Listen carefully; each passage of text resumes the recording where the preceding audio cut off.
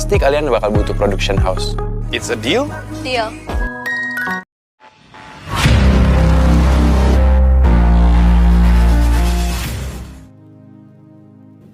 Ken sudah menyiapkan rencana yang lebih indah dan cukup realistis untuk membantu Zara. Ya, walaupun sedikit di luar prediksi, bisa-bisanya Ken punya ide membuat bisnis production house juga. Alasannya agar Zara sebagai pengelolanya bisa memanfaatkan PH mereka nanti sebagai wadah untuk mengapresiasi bakat teman-teman di platform Zona Bakat.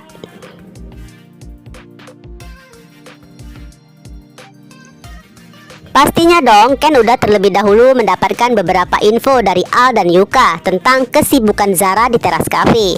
Makanya Ken bisa tahu tentang startup yang suatu saat pasti memerlukan perusahaan PH untuk menyalurkan bakat-bakat para anggota di platformnya. Ironisnya tuh, justru Akila dan Fatah udah sepakat untuk makin serius melanjutkan bisnis bareng mereka buka PH juga. Bahkan keduanya udah mencari lokasi untuk dijadikan kantornya.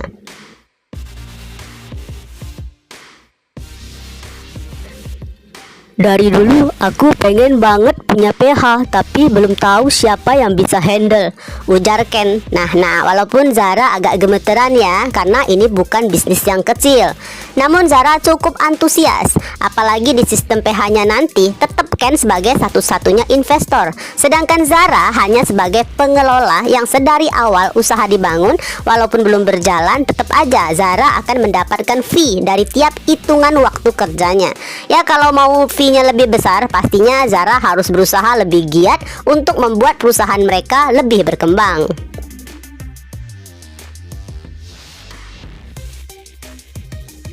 Nah, kita para penonton pasti dong akan langsung memprediksi, wah jangan-jangan nanti akan ada persaingan bisnis di antara PH-nya Fatah Akila dan PH-nya Ken Zara.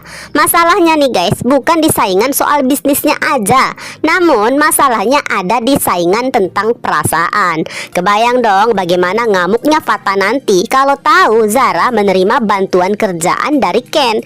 Ya, disinilah perbedaan besar antara Fatah dan Ken. Kalau Fatah menyelesaikan sesuatu dengan langsung memberikan bantuan berupa materi, dan ujung-ujungnya karena itulah kan sampai sekarang Zara masih rada trauma menerima bantuan dari siapapun. Balik ke alur cerita nih, malam itu diam-diam Mohan sudah mendengarkan semua pembicaraan hingga kesepakatan kerja antara Zara dan Ken. Maka ketika Ken pamit pulang, Mohan pun segera menghampiri kakak sepupunya minta waktu bicara berdua, karena bagaimanapun Mohan masih agak bingung tentang beberapa hal.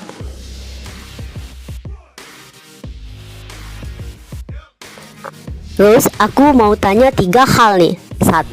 Lu dan Fatah udah baikan belum sih sebenarnya? 2. Kok gua ngerasa sikap lu dan Fatah tadi pas dinner kayak janggal? 3. Kok sekarang lu mau terima kerja dari Ken, padahal sebelumnya kita tahu kemunculan aneh cowok itu cukup mengganggu lo. Nah, pertanyaan dari Mohan langsung dijawab Zara dengan tenang, tegas, dan terus terang dong, bahwa kemesraan dengan Fatah cuma acting aja. Itu dilakukan hanya demi enggak merusak momen bahagianya Akila. Sementara soal Ken, jawabannya bagaimanapun Zara butuh hidup, butuh pekerjaan, uang, dan Ken memberikan bantuan yang masuk akal.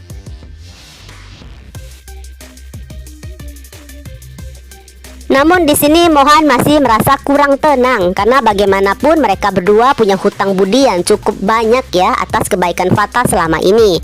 Namun Zara pun juga bukan dengan senang hati harus bertindak seperti ini. Justru untuk membalas budi lah Zara rela pergi, ya agar nggak terjadi perseteruan antara Fatah dan Tante Amanda. Karena dengan cintanya yang sangat besar, pasti dong Fatah akan terima apapun kondisi genetik Zara. Dan itu artinya Fatah akan siap melawan penolakan mamanya. Nah, Zara nggak mau banget membuat Fatah harus memilih antara orang tua atau kekasih.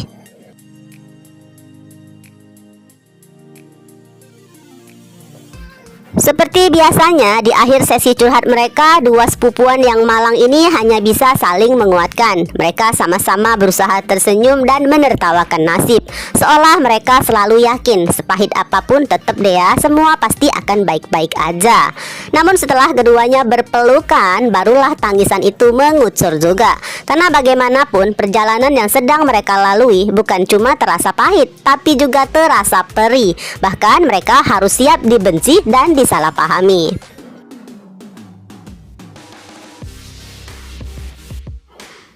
Malam itu menjelang tidur, bisa dibilang nih, Zara udah makin bertekad harus berusaha lebih keras menjauhi Fata sesuai permintaan Tante Amanda. Namun keesokan paginya, tahu-tahu Fata udah kucluk-kucluk aja depan ruko dengan alasan bukannya mereka harus terus drama acting seolah nggak ada masalah di depan Akila. Kalau sudah menyebut nama Akila, ya gitu deh guys, Zara langsung luluh dan duduklah di boncengan Fata.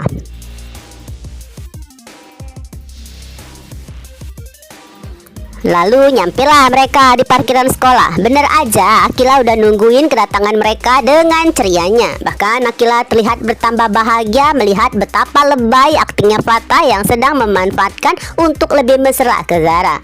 Hingga gantian deh Akila yang permisi menarik tangan Fata karena mereka harus bahas bisnis bareng.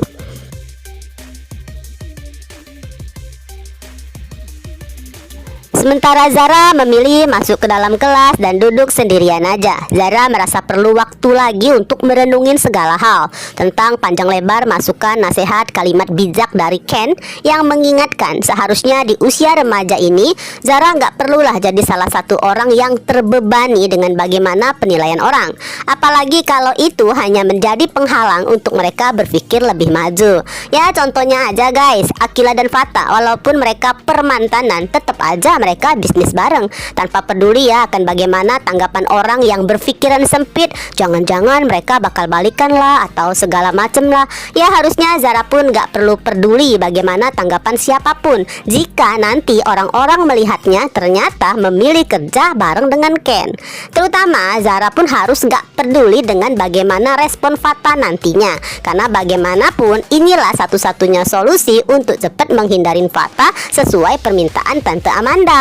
Masalahnya nih yang masih memberatkan bagi Zara adalah bagaimana kalau nanti Akila tahu hal ini.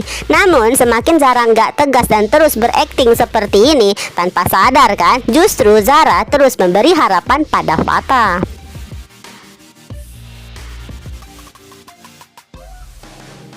Nah guys, seharusnya ya setelah merenung panjang dan dalam, saat jam istirahat tiba, Zara memutuskanlah sudah waktunya harus memberitahukan Akila tentang yang sebenarnya. Namun sayang niat Zara harus kembali tertunda karena besti sedekat nadinya sedang ada punya masalah lain yang harus dicurhatin, yaitu tentang keganjenan Alin pada Harry.